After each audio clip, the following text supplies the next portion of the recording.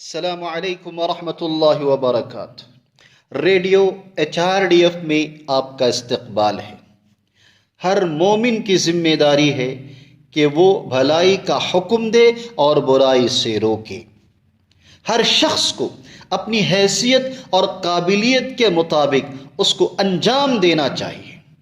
کیا ہم اچھائی کو فروغ دینے اور برائی کو شکست دینے کی قوت حاصل کر چکے ہیں؟ کیا ہم اپنے بچوں کی تربیت اس کا خیال رکھتے ہوئے کرتے ہیں؟ اگر نہیں تو ہمیں اس مسئلے کو سنجیدگی سے لینے کی ضرورت ہے۔ ایک اور مشورہ سنو جو حضرت لقمان علیہ السلام نے اپنے بیٹے کو دیا تھا۔ وَأْمُرْ بِالْمَعْرُوفِ وَانْهَ عَنِ الْمُنْكَرِ، بھلائی کا حکم دو اور برائی سے روکو۔ بھلائی کا حکم دینے والے اور برائی کو روکنے والوں کو بہت سی مشکلات برداشت کرنی پڑ سکتی ہے، کیونکہ برے لوگ ہر طرح کے مظالم اچھے لوگوں پر کرتے ہیں۔ لوگوں کو سنبھالنے اور ان کی مشکلات کو حل کرنے پر توجہ دینے کے لیے آگے بڑھنا آسان نہیں ہے۔ جس میں ہمت اور صبر ہو وہی کر سکتا ہے۔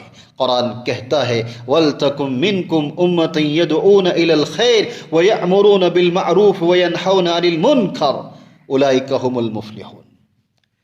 تم میں سے ایک جماعت ایسی ہونی چاہیے جو بھلائی کی طرف بلائے اور نیک کاموں کا حکم کرے اور برے کاموں سے روکے، اور یہی لوگ فلاح اور نجات پانے والے ہیں۔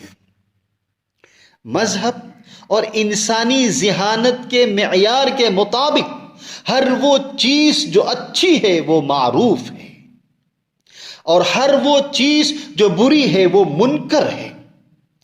اچھائی کی تعلیم دینے اور برائی کی روک تھام کے بجائے اب لوگ غیر متعلقہ معاملات پر وقت گزارنے میں زیادہ دلچسپی لیتے ہیں۔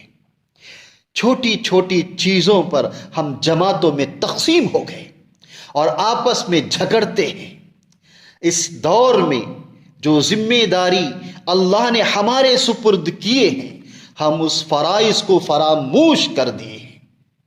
بحیثیت مسلمان ہمیں صرف اپنی ذاتی ذمہ داریوں سے مطمئن نہیں ہونا چاہیے، ہمیں بہت سارے معاشرتی کام اور خدمات انجام دینے ہیں۔ ہمیں خود پرہیزگار بننے کے ساتھ ساتھ اپنے آس پاس میں بہتری لانے کے لیے پرعزم ہونا چاہیے۔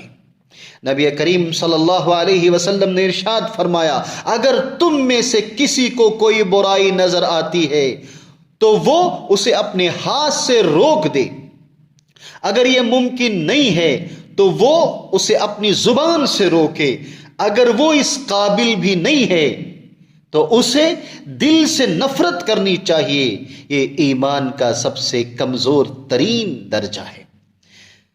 آپ صلی اللہ علیہ وسلم نے ایک اور حدیث میں ارشاد فرمایا، آپ کو اچھائی کا حکم دینا چاہیے اور برائی کو روکنا چاہیے، ورنہ اللہ آپ پر عذاب بھیج دے گا۔ پھر اگر آپ اس کو پکار کر دعا مانگیں گے تو وہ آپ کی پکار کا کوئی جواب نہیں دے گا۔